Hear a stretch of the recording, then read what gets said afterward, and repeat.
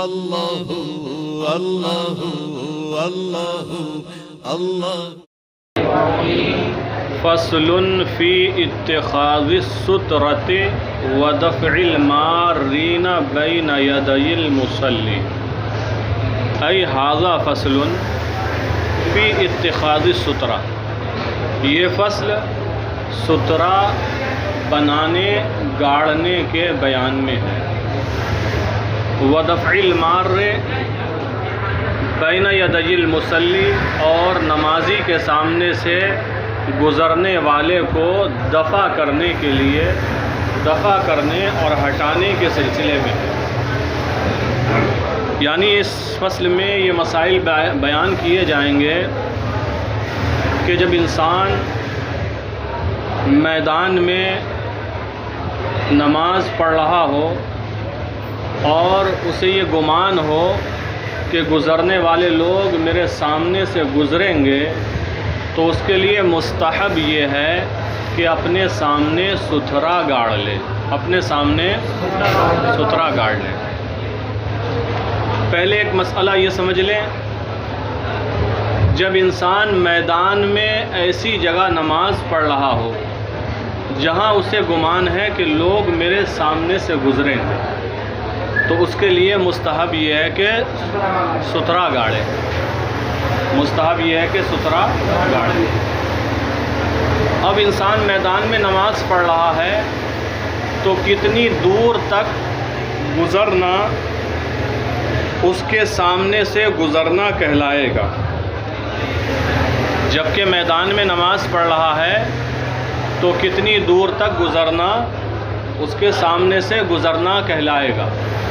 اس کے بارے میں فقہائے کرام نے لکھا کہ انسان سجدے کی جگہ پر اپنی نظر کرے، موضع سجدہ پر دیکھے، اس کے بعد آگے جہاں تک اس کو نظر آتا ہے، کیونکہ سجدے کی جگہ دیکھنے کے بعد بھی کچھ اور آگے تک انسان کو دکھائی دیتا ہے، تو موضع سجدہ پر دیکھے، موضع سجدہ پر دیکھتے ہوئے آگے جہاں تک نظر جا رہی ہے وہاں تک نہیں گزر سکتا کوئی۔ اس کے بعد اگر کوئی گزرتا ہے تو وہ گناہگار نہیں ہے، اور یہ نہیں کہا جائے گا کہ یہ نمازی کے سامنے سے گزرا ہے۔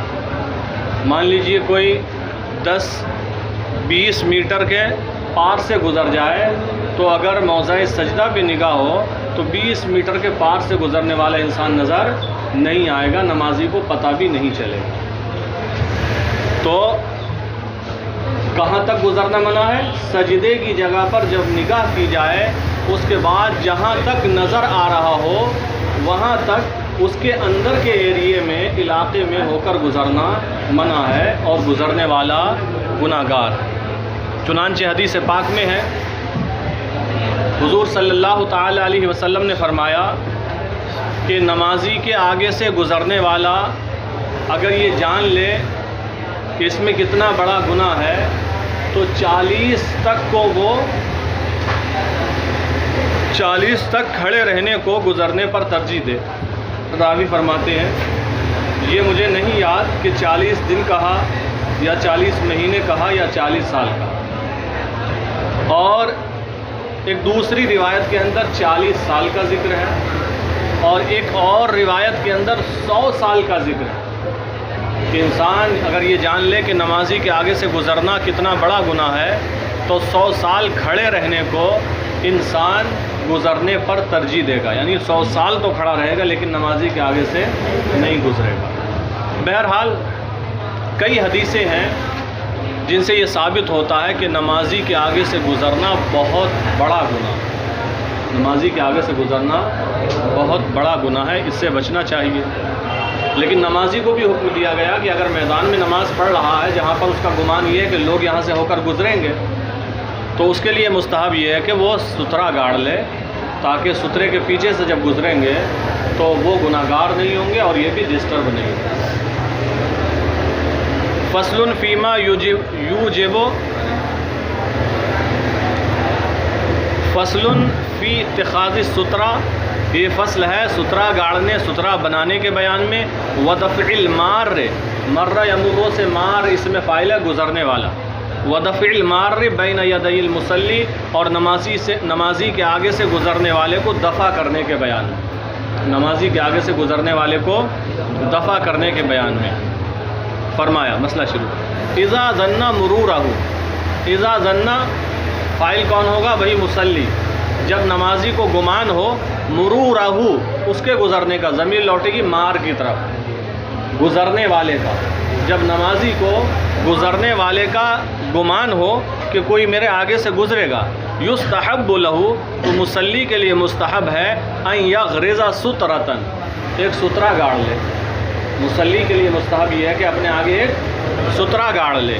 اب سترہ کتنا لمبا ہونا چاہیے، کتنا موٹا ہونا چاہیے، لکھا ہوا ہے کتاب میں، تکون طول ذراع فصاعدا، تکون سترہ ہو، طول ذراع ایک ہاتھ لمبا، فصاعدا یا اس سے زیادہ۔ فقہاء کرام نے لکھا ایک ہاتھ لمبا ہو اور زیادہ سے زیادہ 3 ہاتھ لمبا ہو سکتا ہے سترہ، زیادہ سے زیادہ 3 ہاتھ۔ طول ذراع فصاعدا ایک ہاتھ یا اس سے زیادہ لمبا ہو، فی غلظ الاصبع انگلی کی برابر موٹا، انگلی کی برابر موٹا ہو، انگلی سے پتلا نہیں ہونا چاہیے۔ اب سترہ گاڑا کس جگہ جائے؟ رائٹ سائڈ یا لیفٹ سائڈ یا آگے یا پیچھے؟ تو یہ تو آپ جانتے ہی ہوں گے کہ نماز پڑھنے والا اپنے آگے ہی گاڑے گا، کتنی دور لے جا کر گاڑے؟ تو فرماتے وَالسُنَّةُ أَن يَقْرُبَ مِنْهَا، اور سنت یہ ہے کہ نمازی سترے کے قریب، یعنی جہاں تک اس کا سجدہ ہو رہا ہے اس سے بس کچھ ہٹ کر سترہ ہونا چاہیے گڑا ہوا۔ وَالسُنَّةُ أَن يَقْرُبَ مِنْهَا، اور سنت یہ ہے کہ نمازی قریب ہو، مِنْهَا اے مِنَ السُّتْرَةِ، سترے کے، نمازی سترے کے قریب ہو یا سترے کو اپنے آپ کے قریب گاڑے، بات ایک ہی ہے، یعنی دونوں کے درمیان زیادہ فاصلہ نہیں ہونا چاہیے۔ وَالسُنَّةُ أَن يَقْرُبَ مِنْهَا، اور سنت یہ ہے کہ نمازی سترے کے قریب ہو۔ کیسے گاڑنا ہے؟ بالکل ناک کی سیدھ گاڑے گا، یا تھوڑا سا رائٹ یا تھوڑا سا لیفٹ ہو سکتا ہے یا نہیں ہو سکتا، ٹھیک ہے؟ تو اس کے بارے میں فرمایا بالکل ناک کی سیدھ نہ گاڑے، بالکل ناک کی سیدھ نہ گاڑے، بلکہ دائیں بازو کی سائڈ میں گاڑے، اندازہ لگا لے کہ یہ سائڈ آ رہا ہے، یا بائیں بھوں کی سائڈ میں آئے ہو، اور فقہ نے فرمایا بہتر یہ ہے کہ دائیں سائڈ میں ہو، کیونکہ دائیں افضل ہوتا ہے، تو دائیں طرف یا بائیں طرف کو گاڑے، یا گاڑ دے اس کے بعد میں نیت اسی حساب سے باندھے کہ دائیں سائڈ اس کے سینٹر میں آتی ہو یا بائیں سائڈ آتی ہو، وہی بتا رہے ہیں۔ وَيَجْعَلُهَا عَلَىٰ أَحَدِ حَاجِبَيْهِ، وَيَجْعَلُهَا اور سترے کو رکھے گاڑے، عَلَىٰ أَحَدِ حَاجِبَيْهِ، حاجب مانے یہی بھون، اپنی دونوں بھون میں سے کسی ایک پر، وَيَجْعَلُهَا عَلَىٰ أَحَدِ حَاجِبَيْهِ، اور سترے کو اپنی دونوں بھون میں سے کسی ایک پر گاڑے، ایسا نہ کرے کہ یہیں رکھنے کے بعد اس کے بعد ہتھوڑیا سے شروع کر دے گاڑنا، مطلب یہ اس کی سیدھ میں، اپنے دونوں بھوؤں میں سے کسی ایک کی سیدھ میں گاڑے۔ وَيَجْعَلُهَا عَلَىٰ أَحَدِ حَاجِبَيْهِ، اور اپنے دونوں بھوؤں میں سے کسی ایک کی سیدھ میں گاڑے، یہی ترجمہ کرتے ہیں۔ وَلَا يَصْمُدُ إِلَيْهَا صَمَدًا، اور اس کے بالکل مقابل نہ ہو، اس کے بالکل مقابل نہ ہو، بالکل آمنے سامنے نہ ہو کہ بالکل ناک کی سیدھ گاڑے، اور ایسا بھی نہ ہو کہ اپنی طرف کو جھکا ہوا گاڑے، ادھر کو جیسے کہ مقابلہ ہو رہا ہو، تو اس کو سیدھا گاڑے، اور دائیں بھون کی سائڈ میں یا بائیں سائڈ میں، اور افضل یہ ہے کہ داہنی بھون کے سائڈ میں ہو۔ وَلَا يَصْمُدُ إِلَيْهَا صَمَدًا، اور اس کے مقابل نہ ہو، نمازی سترے کے بالکل مقابل آمنے سامنے نہ ہو۔ تو یہ تو وہ صورت ہے کہ جب کہ نمازی میدان میں نماز پڑھ رہا ہے اور اسے اندازہ ہے کہ لوگ گزریں گے، تو اس کے لیے مستحب یہ ہے کہ سترہ گاڑ لے۔ اب اگر کوئی چیز ہی نہ ہو سترہ بنانے کے لیے، اتفاق ایسا ہے، تو کیا کرے؟ وَإِن لَّمْ يَجِدْ مَا يَنْصُبُهُ، وَإِن لَّمْ يَجِدْ، اور اگر نمازی نہ پائے، ماں ایسی چیز، يَنْصُبُهُ جسے وہ نصب کرے گاڑے، اگر نمازی ایسی چیز نہ پائے جسے بطور سترہ نصب کرے گاڑے، نہ ملے تو کیا کرے؟ فَلْيَخُطَّ خَطًّا طُولًا، تو ایک لمبا خط کھینچ دے، ایک لمبی لکیر کھینچ دے. فَلْيَخُطَّ خَطًّا طَوِيلًا تو ایک لمبا خط، ایک لمبی لکیر کھینچ دے. وَقَالُوا بِالْعَرْضِ اور علماء نے کہا بالعرض مثل الہلال، عرض میں چاند کی طرح کھینچ دے، اپنے سامنے ایسے کر کے گھما کے کھینچ. یعنی بعض فقہا نے پہلا قول تو بیان کر دیا کہ لمبا ایک خط کھینچ دے، اور بعض نے یہ کہا کہ عرض میں چاند کی طرح گول کھینچ دے، یعنی یہ دیوار بن گئی، اب اس کے پار سے بھی. ٹھیک ہے. وقالوا بالعرض مثل الہلال، اور فقہاء کرام نے کہا کہ عرض میں چاند کی طرح کھینچے، چاند کی طرح ایک لائن، ایک لکیر کھینچ دے. لیکن یہاں پر یہ مسئلہ یاد رہے، اگر سترا کرنے کے لیے کوئی چیز نہ ہو، شعبان اگر سترا کرنے کے لیے کوئی چیز نہ ہو تو کیا کرے؟ سامنے لمبی ایک لکیر اور لائن کھینچ دے. اور بعض فقہا نے یہ کہا کہ عرض میں چاند کے مثل ایک لائن کھینچ دے. لیکن یاد رہے، چاہے لمبی لکیر سیدھی کھینچے یا چاند کی طرح کھینچے، یہ سترے کا کام نہیں دے گی. اس کے اندر سے گزرنے والا ایسا نہیں گناہگار نہیں ہوگا، گناہگار ہوگا. یہ سترے کا کام نہیں دے گی. یہ اس لیے کرایا جا رہا ہے ایسا کہ جب انسان لمبی لکیر کھینچ دے گا یا عرض میں چاند کی مثل کھینچ دے گا، بلکہ یہاں تک فرمایا اگر کسی کے پاس سترے کے لیے کوئی چیز نہیں، کتاب ہے تو سامنے کتاب رکھ دے، کوئی کپڑا ہے تو وہی رکھ دے. تو یہ سب چیزیں سترا تو نہیں بنیں گی، لیکن انسان کا ذہن ڈسٹرب نہیں ہوگا. اتنا کام کر کے اگر وہ کھڑا ہوا ہے تو کم سے کم اس کا دل دماغ مطمئن رہے گا، آرام سے نماز پڑھ سکے گا. لیکن یاد رہے، یہ چیزیں سترے کا کام نہیں دیں گی. کہیں ایسا نہ ہو کہیں آپ مسئلہ بیان کریں اور کہیں گے ایک لکیر کھینچ دے، ہو گیا سترا، میں نے پڑھا ہے. چلیے. وَإِن لَّمْ يَجِدْ مَا يَنْصُبُهُ اور اگر نمازی ایسی چیز نہ پائے جس کو بطور سترا نصب کرے، فَلْيَخُطَّ خَطًّا طُولًا تو وہ ایک لمبا خط کھینچ دے. وقالوا اور فقہاء کرام نے کہا بالعرض مثل الہلال، چاند کے مثل عرض میں ایک لکیر کھینچے. والمستحب ترک دفع المار اور مستحب ہے گزرنے والے کے دفع کرنے کو ترک کر دو، یعنی گزرنے والے کو نہ روکنا مستحب ہے. یہاں سے یہ مسئلہ بتا رہے ہیں، اگر کوئی گزرنے ہی لگا، مان لیجئے سترا کرنے کے لیے کوئی چیز نہیں تھی، ایسے ہی انسان کھڑا ہو گیا، مسئلہ بھی نہیں معلوم تھا کیا کرنا ہے. اب ایک انسان اس کے سامنے سے گزر رہا ہے تو نمازی کیا کرے؟ نمازی کیا کرے؟ تو مستحب یہ ہے کہ گزرنے دے.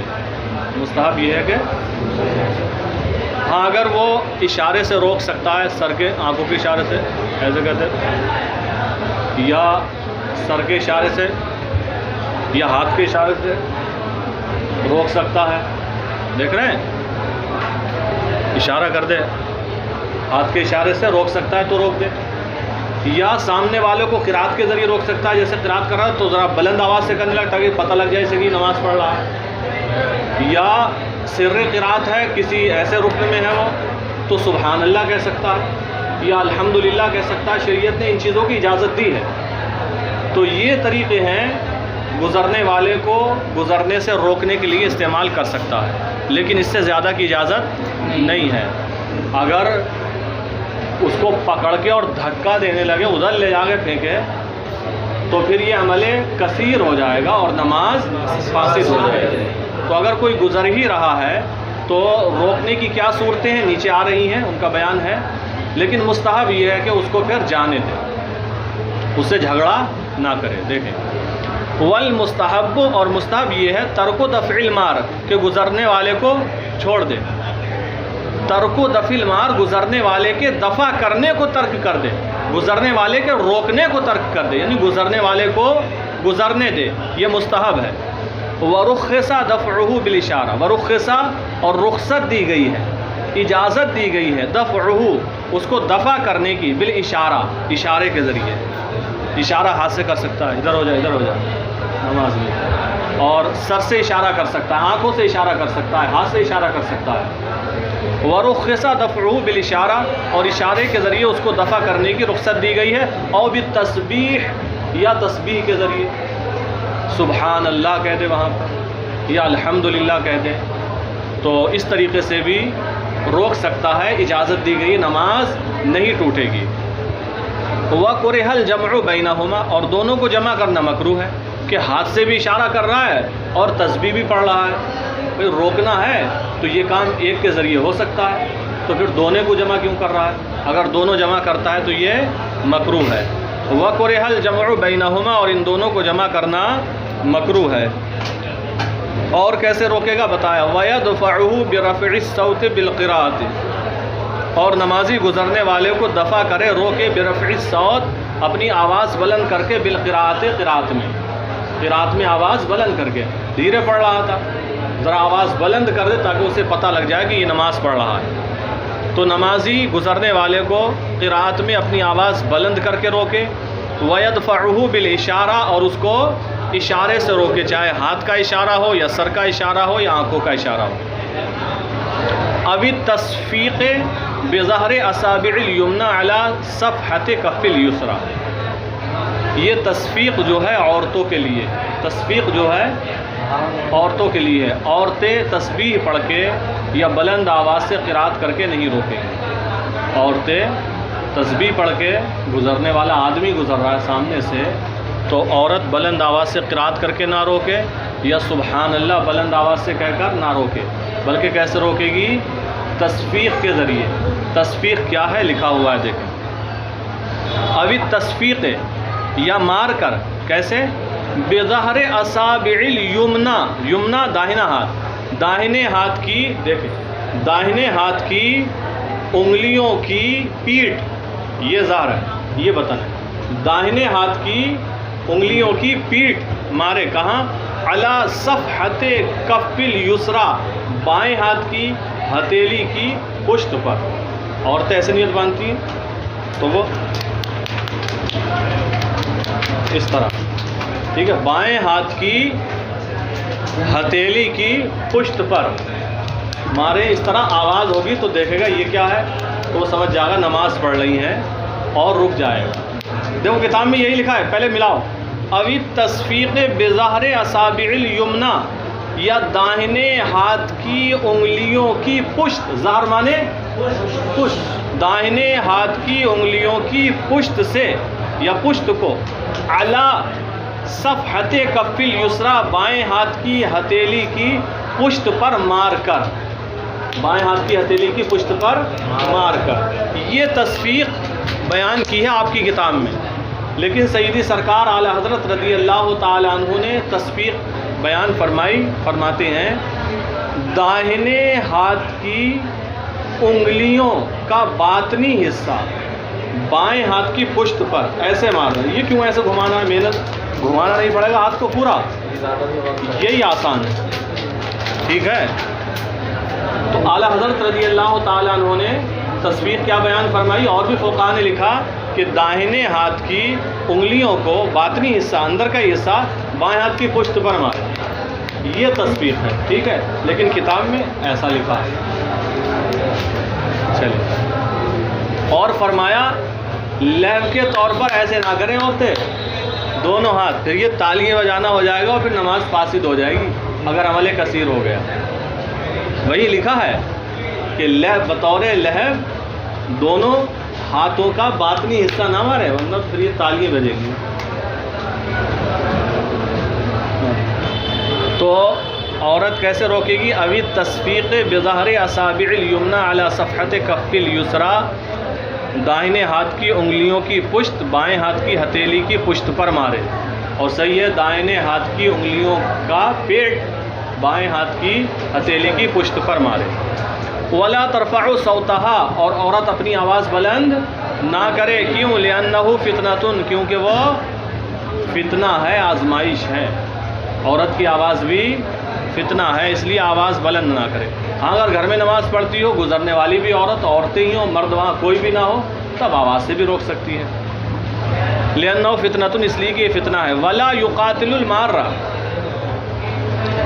اب گزرنے والا گزر رہا ہے، اس کو ہاتھ کے اشارے سے روک سکتا ہے، سر کے اشارے سے روک سکتا ہے، آنکھوں کے اشارے سے روک سکتا ہے، گردن کے اشارے سے روک سکتا ہے، یا قرات میں آواز بلند کر کے روک سکتا ہے، یا تسبیح کے ذریعے روک سکتا ہے، یا عورتیں تسبیح کے ذریعے روک سکتی ہیں۔ لیکن پھر بھی نہیں رک رہا ہے، وہ گزرتا ہی چلا جا رہا ہے، تو فرمایا ولا یقاتل المارہ، اور گزرنے والے سے جھگڑا نہ کرے، گزرنے والے سے جنگ نہ کرے، اگر مان جاتا ہے تو صحیح ہے اور نہیں مانتا ہے تو اس سے جنگ نہ کرے، ولا یقاتل المارہ، اور گزرنے والے سے جھگڑا اور جنگ نہ کرے، وما ورد به مؤول، اور جو اس سلسلے میں وارد ہوا ہے وہ مؤول ہے۔